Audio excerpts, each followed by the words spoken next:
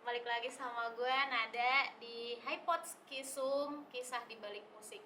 Nah, hari ini seperti biasa gue nggak bakal sendirian, kita bakal ngobrol bareng Derek.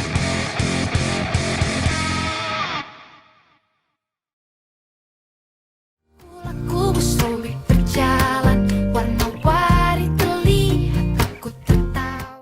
Nah, sejauh ini gimana nih respon pendengarnya Derek terhadap rubrik yang Derek lihat? Senang sih apresiasi teman-teman semua yang beri dengar sama album Rubik itu. Banyak yang dari Instagram gitu, via Instagram. Oke. Dari sebelum rilis aja udah senang banget, udah ada yang bilang kayak kapan rilis gitu. Pas di saat rilis, terus banyak juga yang menyampaikan selamat, terus apresiasi, terus banyak yang menyampaikan dengan bahasa visual juga, ada yang karena bilang dengan lagu Rubik jadi melukis apa gitu, banyak Oke, banget sih. jadi daerah dapat banyak kiriman tuh orang-orang yang ngelukis kayak Iya, gitu. senang. Ya, menarik banget. Tapi daerah sendiri setelah album Rubrik itu rilis, daerah suka dengerin gak sih ke semua tracknya itu? Untuk Suka lagu dong, Dere sendiri? kan Suka? lagu sendiri. Tapi benar-benar itu didengerin sendiri terus. Kadang kan ada juga tuh musisi yang kayak udah rilis udah nggak mau denger kayak gitu. Tapi Dere masih tetap dengerin ya. Masih tetap, justru itu ada benernya sih Kak. Jadi pas baru rilis itu di saat orang-orang menyampaikan apresiasinya, justru aku biasanya ambil jeda dulu, kayak nggak mau denger dulu deh gitu. Oke. Baru sekarang mulai Oke, lagi kayak itu kenapa tuh kira-kira? karena entah sih, sebenarnya nggak ada alasan spesifik juga, tapi mungkin karena pengen aja gitu ambil jeda, karena di studio kan cukup sering lagi Benar, gitu, jadi jeda benar. sedikit. Oke, tapi waktu Dere dengerin lagi lagu-lagu Dere itu ada perasaan yang muncul nggak sih ketika Dere dengerin tuh lagu-lagu Dere semua?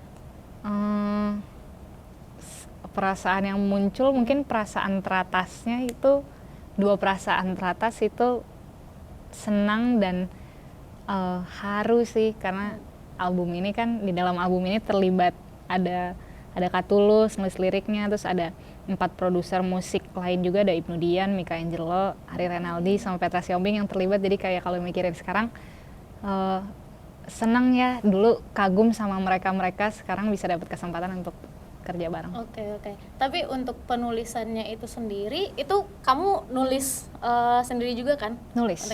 Nah, itu kamu untuk menulis materi kamu itu kamu harus ada di situasi yang khusus dulu nggak sih? Kayak kamu harus punya masalah dulu kah, atau ngerasa sedih dulu atau seneng banget dulu baru bisa menulis materi lagu, atau kayak ya udah lagi pengen nulis gitu? Kalau tulis liriknya itu, kalau sebenarnya mood sih, kalau lagi mau tulis gitu. Cuman biasanya kalau sekarang jadi diurut-urut, lagu-lagu yang cukup aku suka itu banyak yang lahirnya dari resah gitu. Oke, dari sebuah keresahan ya. Oke. Tapi ada nggak dari yang rubrik ini lagunya itu tentang kebahagiaan kamu? Kamu nulis itu waktu kamu lagi bahagia banget? Lagi bahagia banget ya, lagi seneng, mungkin salah satunya yang sekarang kepikiran itu judulnya Berlagu.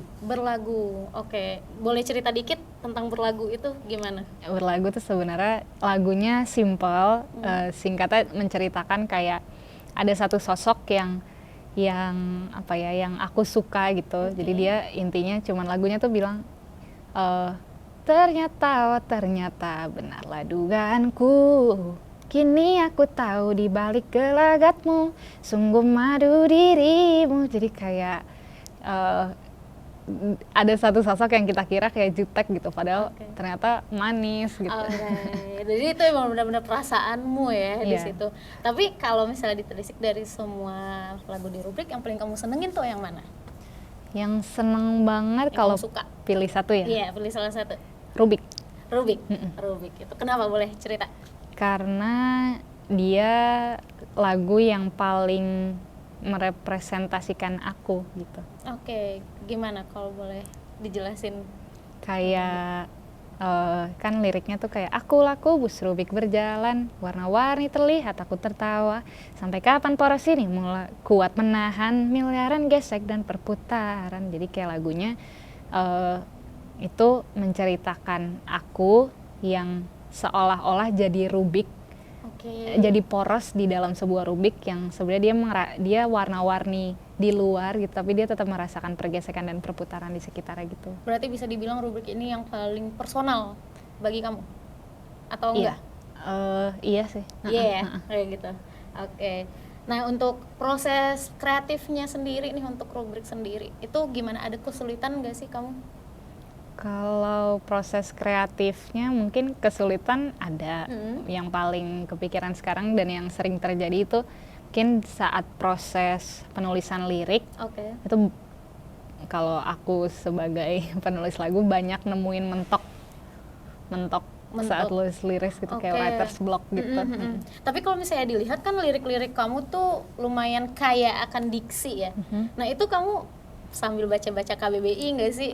Ngomong kamu tadi rada mentok ya untuk Ya. lirik. Itu kamu gimana tuh nulisnya?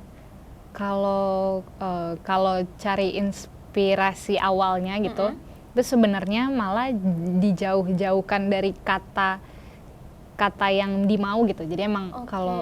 kalau aku dikasih dari akunya udah ada intensi mau cari kata yang ini, itu malah mentok. Tapi justru Oke. dikeluarin dulu, Oke. baru nanti untuk ngecek ini beneran bahasa Indonesia atau enggak, Baru disesuaikan. dengan KBBI. Oke, berarti benar emang kamu aktif juga lihat KBBI ya? Lihat. Tapi kamu sendiri seneng baca nggak? Senang Senang baca, baca. tapi bukan juga yang kayak tipe orang kayak baca adalah hidupku, nggak kayak gitu. Nah, jadi kita mau ngomong ini. Kamu kan setahun yang lalu dari yang kita tahu nih, setahun yang lalu tuh kamu nggak punya TikTok. Ya, Kalau sekarang udah punya belum? belum.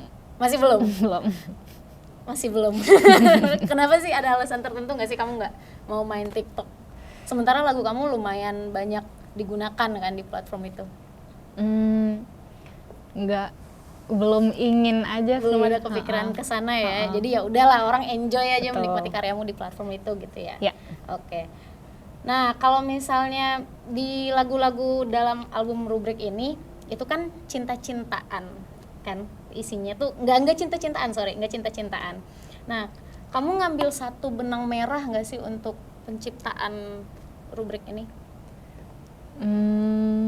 Mungkin album Rubik secara keseluruhan itu aku kebayangnya sebenarnya jadi satu album perkenalan gitu, karena kan album pertama kan. Nah, tapi aku juga bukan nggak mau gitu, tapi nggak kepikiran untuk buat si album pertama ini jadi album yang self-titled gitu. Oke. Makanya cari sesuatu dan akhirnya ketemu si Rubik ini yang aku ngerasa ini cocok untuk jadi perkenalan dan ini sangat bisa merepresentasikan aku sebagai Dere gitu. Iya, oke.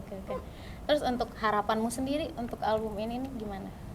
Harapannya semoga pesan-pesan yang aku coba sampaikan lewat 10 lagu yang ada di album Rubik bisa tersampaikan dengan baik juga ke teman-teman yang beri dengar. Gitu ya, Sob.